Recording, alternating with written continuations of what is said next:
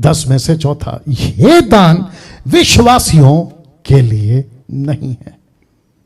जो gift of tongues, ये विश्वासियों के लिए नहीं है, पत्थर की लकीर है ये। मैं आपको बताता हूं क्यों। वापस कहता हूं कि यह दान विश्वासियों के लिए नहीं है। विश्वासी इसको ऑपरेट कर सकता है, लेकिन यह दान विश्वासियों के लिए नहीं दिया गया है। किसके लिए दिया गया देखिएगा, 1 कुरिन्थियों 14:22, ध्यान दीजिएगा। इसीलिए अन्य भाषाएं, वापस आ गया प्लूरल, इसलिए दिमाग में रखना, अन्य भाषाएं मतलब ग्लोसा, विश्वासियों के लिए नहीं है, परंतु अविश्वासियों के लिए चिन्ह है। चिन्ह समझते हैं? चिन्ह, या जो तीसरा पॉइंट बताया था ना, अब ये कनेक्ट हो जाएगा। विश्वासियों के लिए चिन्ह है। ग्रीक वर्ड फॉर अविश्वासी, आप जानना चाहते हैं क्या लिखा है? एपिस्टोस, उसका स्ट्रॉन्ग्स है 571, जिसका ट्रांसलेशन हुआ है अनक्रिश्चियंस, मतलब यीशु के नहीं है ये लोग। दीज आर द जेंटाइल्स, ये अन्य जाति हैं। ये ट्रांसलेशन है इसी 14:22 में। तो इसका मतलब क्या है? पौलुस क्या कहना चाह रहा है? वो कहना चाह रहा है कि ये चिन्ह है। ये जो शब्द है ना चिन्ह, इसी को आपने कहीं सुना होगा। मैं बताता हूं कहां सुना होगा।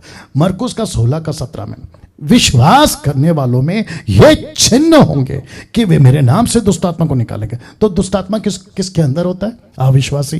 ये किसको दर्शाता है? मिनिस्ट्री। फिर 18, नई भाषा बोलेंगे, सांपों को उठा लेंगे, यदि नाशक वस्तु भी पी जाए उनकी कोई हानि ना होगी, बीमारों पर हाथ रखेंगे और भी चंगे हो जाएंगे। किसको? अविश्वासी। संसार। मिनिस्ट्री करते वक्त में जब तुम बाहर निकलोगे तो तुमको मैं एक चिन्ह दूंगा, उनकी भाषा में तुम बोल पाओगे। तो जिसके चलते ये वचन ये वचन आपके बीच में रखा था कि ये अविश्वासियों के लिए चिन्ह है।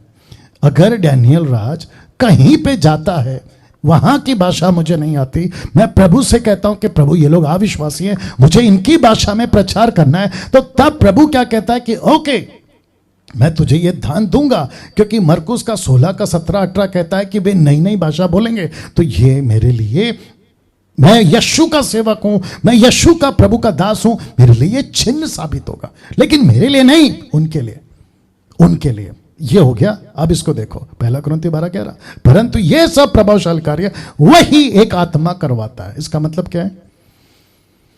ये वही एक आत्मा करवाता है। प्रभावशाली कार्य वही करवाता है। कौन सा कार्य? अविश्वासी का उद्धार हो। कौन सा कार्य? उनके जीवन में यीशु आए। कौन सा कार्य? उनकी खुद की भाषा में उनको सुसमाचार मिले। तब जाकर कहता है कि यह विश्वासियों के लिए नहीं है, यह अविश्वासियों के लिए। तो इसको कौन करवाता है? पवित्र आत्मा। ये देख लीजिए, प्रभावशाली कार्य। ये कौन सा कार्य है? These are not natural, these are super natural activities. ये पवित्र आत्मा आपके द्वारा एक अलौकिक चीज करवाता है जिसको मैं नहीं जानता, आप नहीं जानते। इसलिए तो लिखा ना, प्रभावशाली कार्य वही एक आत्मा करवाता है। अब इसको देखिए, अन्य भाषा का दान, ब्रैकेट में ग्लोसा, कलीसिया में मना किया गया था। अन्य भाषा का दान कलीसिया में मना किया गया था। क्या? कि मत बोला करो। दूसरे शब्दों में यह दान आपके लिए नहीं है। कैसे? उसी का 14:23, यदि कलीसिया एक जगह इकट्ठी हो और सबके सब अन्य भाषा बोलें, ब्रैकेट में ग्लोसा, अनपढ़े मतलब जिनको ट्रेन नहीं किया गया इन चीजों में, या अविश्वासी लोग भीतर आ जाए, तो क्या वो तुम्हें पागल ना कहेंगे? क्यों? क्योंकि एक व्यक्ति अविश्वासी वहां पे आ गया, उसकी खुद की भाषा में आपने अगर उसको प्रचार नहीं किया, आप किसी लोकल भाषा जो उसको नहीं आती, अगर उस भाषा में बात करोगे, वो तुमको पक्का पागल बोलेगा। तो जिसके चलते वो कहता है कि ये जो दान है ये अविश्वासी के लिए है।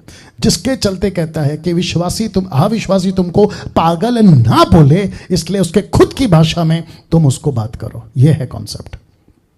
तो चेक करो आप क्या बोल रहे थे। ग्लोसा बोल रहे